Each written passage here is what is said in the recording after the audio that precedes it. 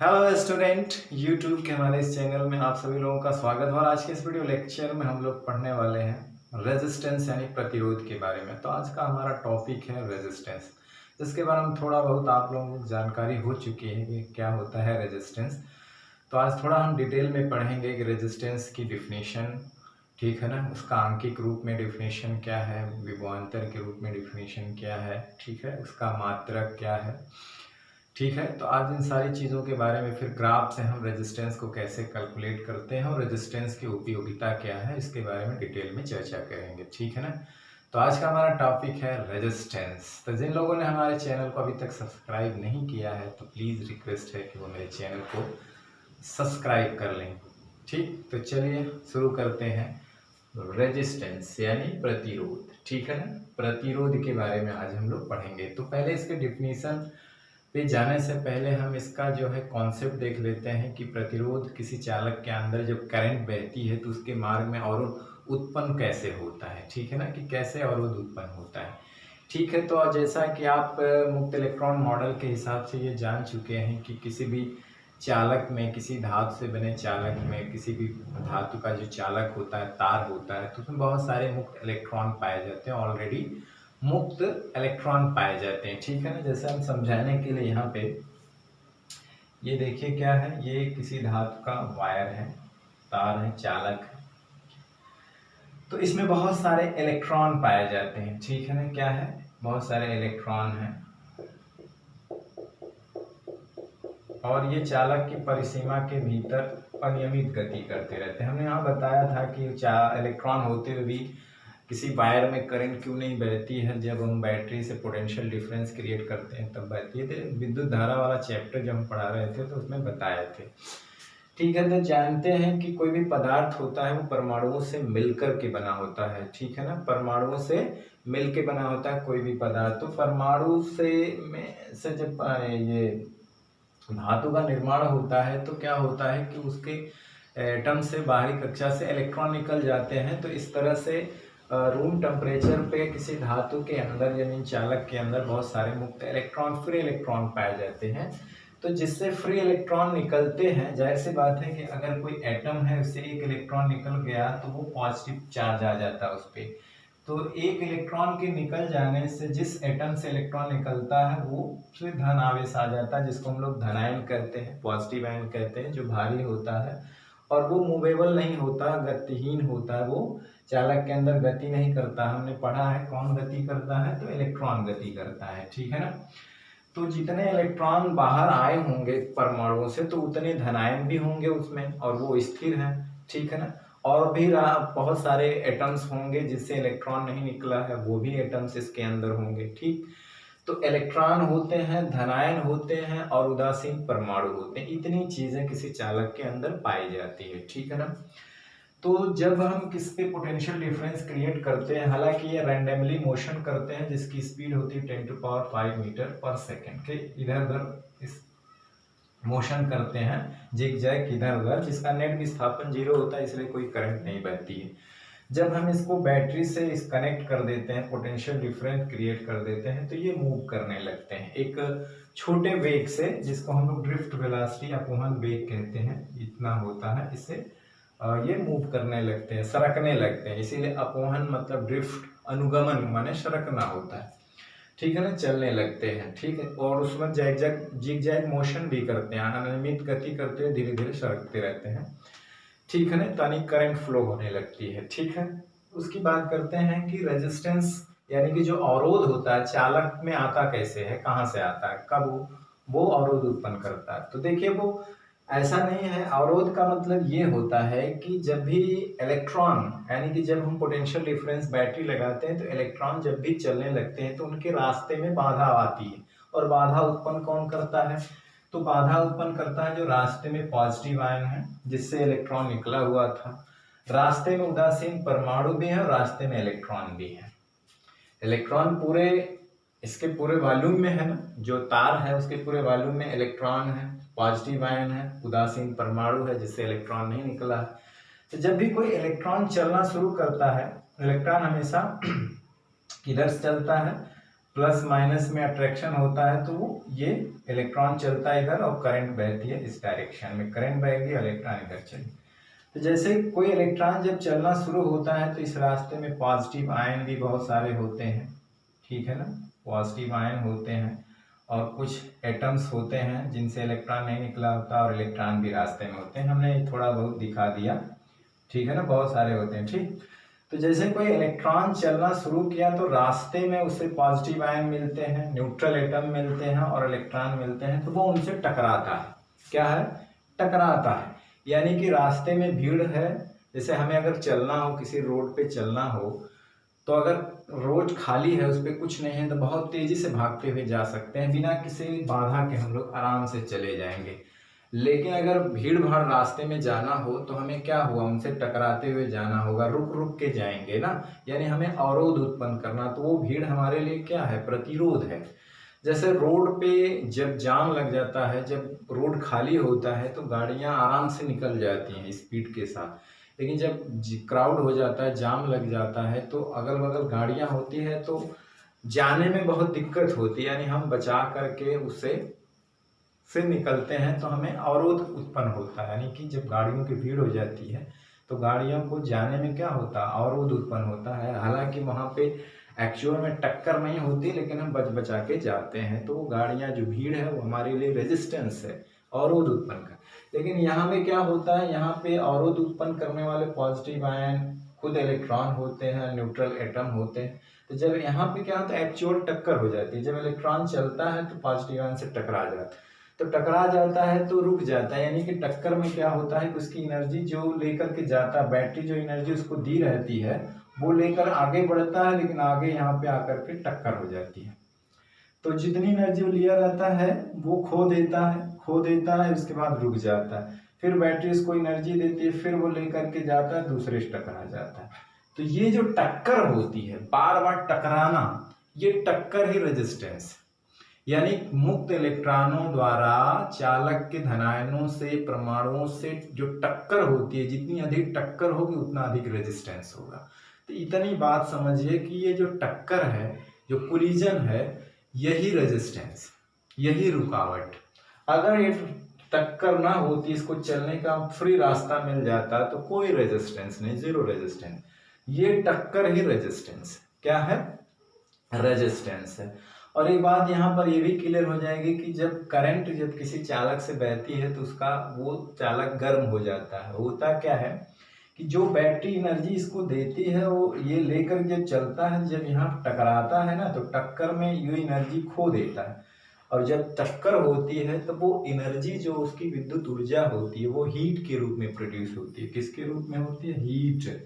Heat बन जाती है। यानी कि विद्युत ऊर्जा का रूपांतरण हो जाता है ऊष्मीय ऊर्जा के रूप में, इसलिए तार गर्म हो जाता है, ठीक है ना। तो ये एनर्जी देता रहता है और ये एनर्जी टक्कर में खोता रहता है, और वो टकराना ही क्या है? रेजिस्टेंस। तो बाधा उत्पन्न करने वाले कारक कौन है? पॉजिटिव आयंस हैं, न्यूट्रल एटम है और खुद इलेक्ट्रॉन है। जो इलेक्ट्रॉन जब चलता है तो टकराते हुए चलता है, और जितनी अधिक टक्कर होती है उतना अधिक इसका रेजिस्टेंस होगा, ठीक है ना, उतना अधिक इसका क्या होगा? रेजिस्टेंस होता है। तो इसीलिए हर चालक जो होता है ये एक अवरोध उत्पन्न करता है, ठीक है ना। हर चालक क्या होता है? कुछ न कुछ अवरोध उत्पन्न करता है, रास्ते में इलेक्ट्रॉन को चलने के लिए अवरोध उत्पन्न करता है। यानी कि जब इलेक्ट्रॉन चलता है तो शेष जो एटम्स होते हैं, पॉजिटिव आयन होते हैं, उनसे टकराते हुए चलता है, तो वो टक्कर को ही हम लोग क्या कहते हैं? रेजिस्टेंस। जितना अधिक टक्कर होगी उतना अधिक रेजिस्टेंस बढ़ जाएगा। अभी इसके बारे में और भी चर्चा हम लोग करेंगे जब ये देखेंगे कि रेजिस्टेंस किन किन बातों पे डिपेंड करता है, तो वहाँ पे हम लोग इसकी चर्चा करेंगे कि लेंथ पे, उसकी मोटाई पे, चालक के ताप पे, क्यों ताप बढ़ने से बढ़ जाता है, ठीक है ना। तो ये सारी चीज़ें अभी भी बाकी हैं, आगे हम लोग पढ़ेंगे, ठीक। तो एक बात ये क्लियर हो गई कि जो चालक अवरोध जो देता है वो जो इलेक्ट्रॉन का पॉजिटिव आयन से टकराना, ठीक है ना, टकराना ही क्या है? अवरोध है, वही रेजिस्टेंस है, ठीक है। तो चलिए, तो एक हम सिंपल उसकी परिभाषा हम क्या बोलेंगे रेजिस्टेंस की, कि किसी चालक का वह गुण जिसके कारण चालक से होकर बहने वाली धारा के मार्ग में अवरोध उत्पन्न होता है, चालक का प्रतिरोध कहलाता है, और इसे कैपिटल आर से प्रदर्शित करते हैं। मतलब है कि चालक द्वारा धारा के मार्ग में उत्पन्न अवरोध को ही चालक का प्रतिरोध कहते हैं। यानी कि जब चालक से होकर धारा बहती है तो चालक द्वारा जो रुकावट डाली जाती है, जो चालक द्वारा रुकावट डाली जाती है, उसी रुकावट को हम लोग प्रतिरोध कहते हैं। फिर हमने ओम के नियमानुसार इसको आंकिक रूप से कैसे डिफाइन किया, मात्रात्मक रूप से। हम जानते हैं ओम के नियम से V प्रोपोर्शनल टू I होता है, जब ये हटाते हैं तो एक कांस्टेंट आता है RI, और यहाँ से R बराबर होता है V बटे I, यानी विभवांतर बटे धारा। तो हम इसको इस तरह से भी डिफाइन कर सकते हैं आंकिक रूप से कि ओम के नियमानुसार किसी चालक का प्रतिरोध चालक के सिरों के विभवांतर करते हैं 1 ओम की परिभाषा की, ठीक है ना, 1 ओम की परिभाषा।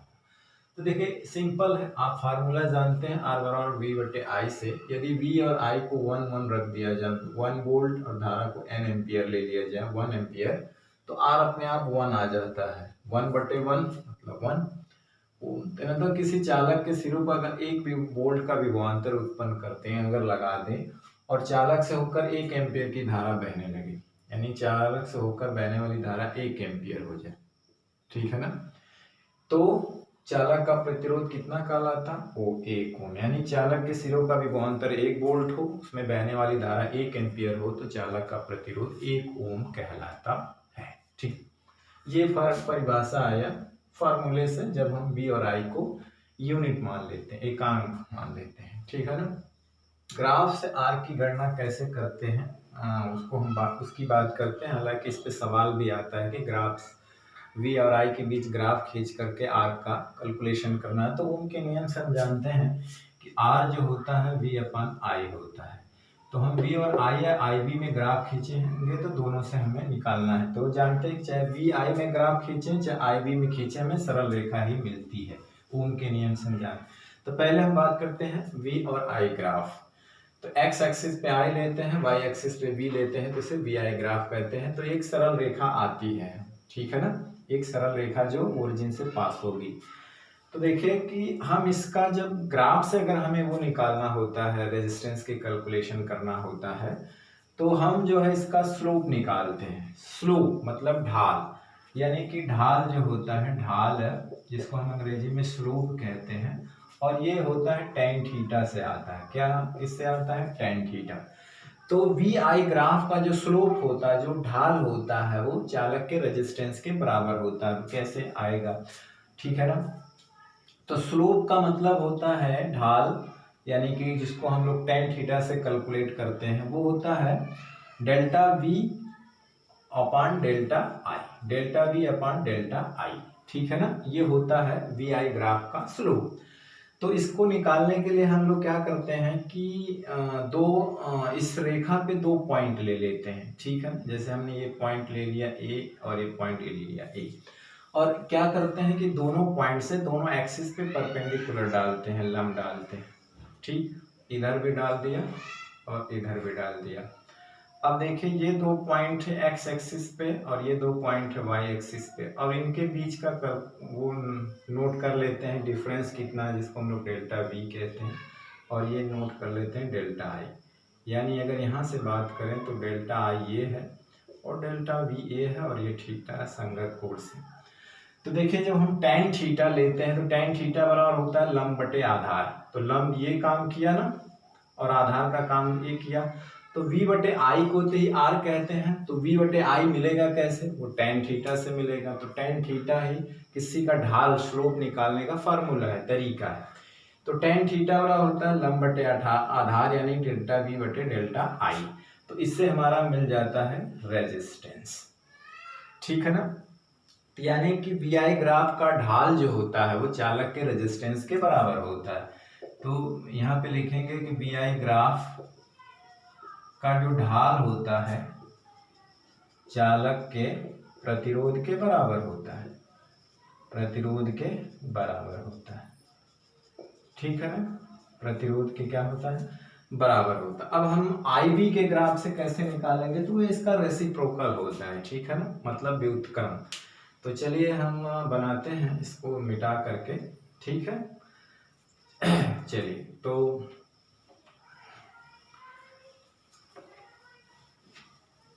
अब हम आई वी ग्राफ की बात करते हैं, ठीक है ना। किसकी? आई वी ग्राफ। इसमें क्या होता है कि हम जो है एक्स एक्सिस पे वी ले लेते हैं और वाई एक्सिस पे जो होता है आई ले लेते हैं, और ये ओरिजिन है ही है। तब भी एक सरल रेखा ही आती है जो ओरिजिन से पास होती है, मूल बिंदु से पास होती है, ठीक है ना। ये थीटा जो है वो एक्स एक्सिस से उस रेखा का झुकाव है, ठीक है। तो उसके लिए भी क्या करते हैं, वो स्लोप निकालते हैं। तो यहाँ पे 2 पॉइंट लेंगे और इस पे परपेंडिकुलर डाल देंगे और यहाँ भी डाल देंगे, 2 पॉइंट चुनेंगे। तो इससे हमारा क्या मिलेगा, ये डेल्टा वी मिल जाएगा और यहाँ पे ये मिल जाएगा डेल्टा आई, और ये थीटा है। तो यहाँ से स्लोप जो निकालेंगे, ढाल जो निकालेंगे यहाँ से, यानी कि जिसको हम लोग स्लोप, प्रवणता, झुकाव कहते हैं, वो आएगा डेल्टा आई बटे डेल्टा वी। अगर हम इसको टेन थीटा से, अभी हमने बताया था ये टेन थीटा से निकाला जाता है, तो डेल्टा आई डेल्टा वी हुआ। लेकिन हमारा जो प्रतिरोध होता है इसका उल्टा होता है, यानी कि ये 1/r के बराबर आएगा। तो कहने का मतलब ये हुआ कि r जो होगा, अगर यहाँ से हम r कैलकुलेट करें तो ये हो जाएगा 1/ढाल, 1/IV ग्राफ का ढाल का क्या हो जाएगा, ढाल। अगर देखा जाए तो उल्टा हुआ ना, तो इस तरह से निकालेंगे। तो कहने का मतलब है कि किसी चालक का प्रतिरोध जो होता है VI ग्राफ के ढाल के व्युत्क्रम के बराबर होता है ना। किसी चालक का प्रतिरोध जो है, प्रतिरोध IB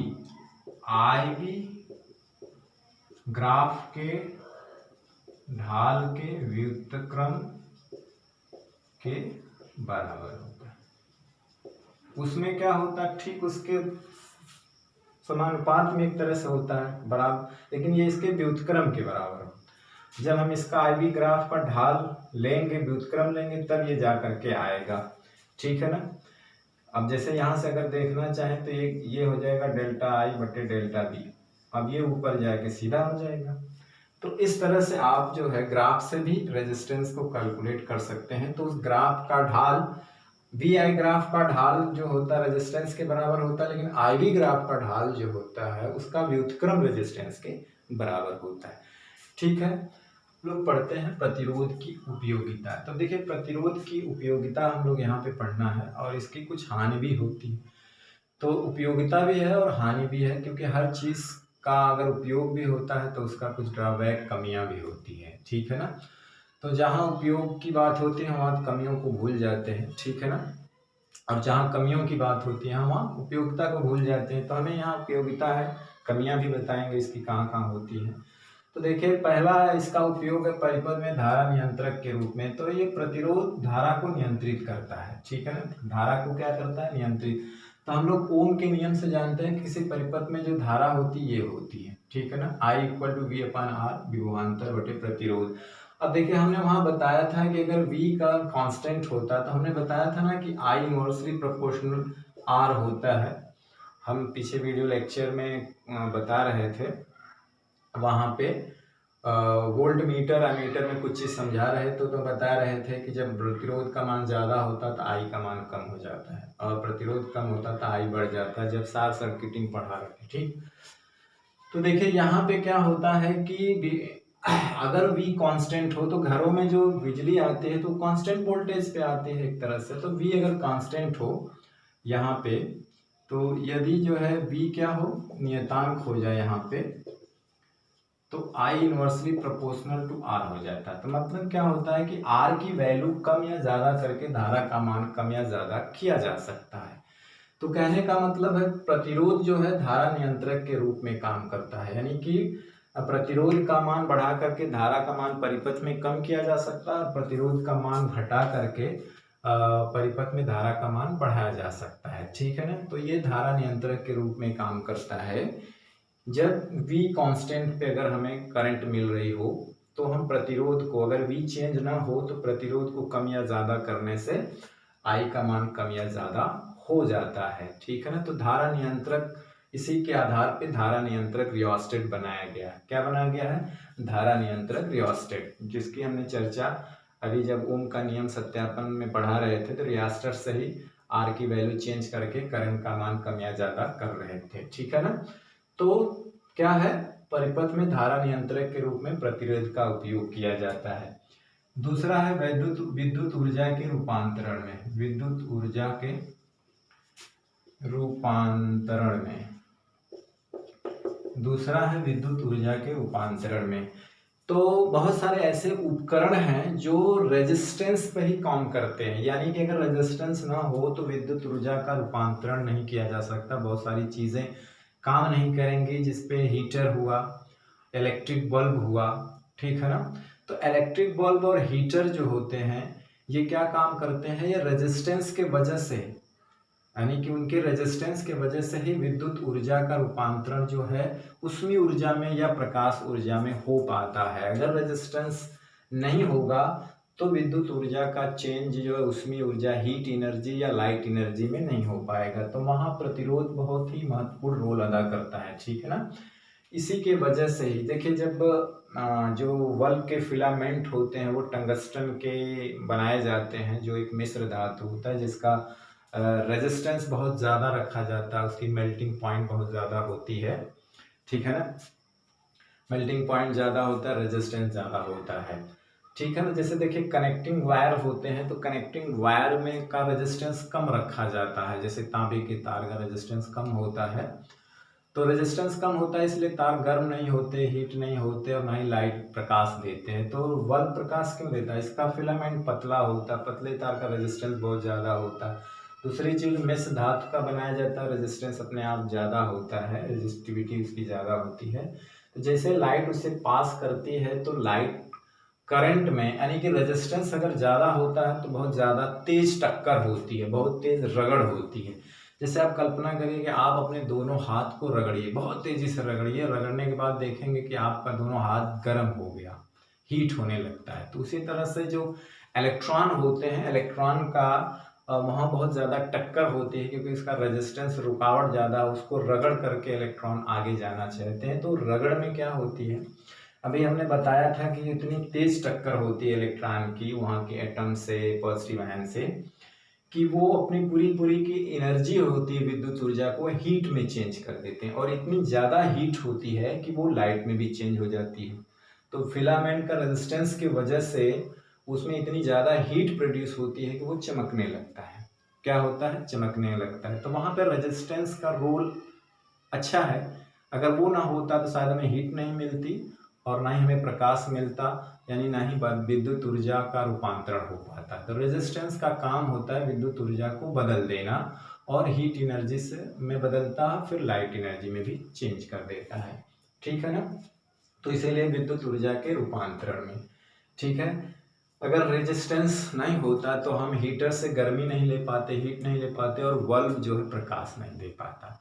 ठीक है ना। तो कहने का मतलब है कि रेजिस्टेंस की वजह से जो विद्युत ऊर्जा है वो हीट में, लाइट में, यांत्रिक ऊर्जा में चेंज हो जाती है। तो इसलिए यहाँ पे हमने दो महत्वपूर्ण उपयोगिता बताई, एक धारा नियंत्रक के रूप में और एक विद्युत ऊर्जा के रूपांतरण में। तो आज हमने बहुत ही महत्वपूर्ण टॉपिक प्रतिरोध के बारे में डिटेल में पढ़ा और गहराई से उसे समझा, और मुझे आशा है कि आप लोगों को समझ में भी आया होगा। ठीक है, तो चलिए आज का वीडियो लेक्चर अब यहीं समाप्त करते हैं, और नेक्स्ट वीडियो लेक्चर में फिर आपसे मिलते हैं। तब तक पढ़ाई करते रहिए, पढ़ते रहिए। All the very best. Thank you very much.